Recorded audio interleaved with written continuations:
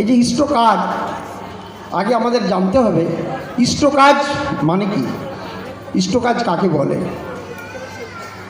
যে কাজ করলে আমাদের ঠাকুরের আদর্শকে ধরে আমরা পরিপালন এবং পরিবর্ধন হতে পারবো, সেইটি হলো ইষ্ট কাজ।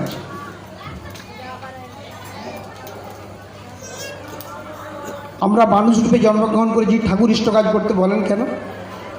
আমাদের প্রত্যেকটি মানুষের, আমরা যখন মানুষ জন্মগ্রহণ করেছি প্রত্যেকেরই জরাব্যাধি, দুঃখ, দারিদ্র্য, অভাব, অভিযোগ, গ্রহদোষ, বিপদ আপদ থাকবেই থাকবে।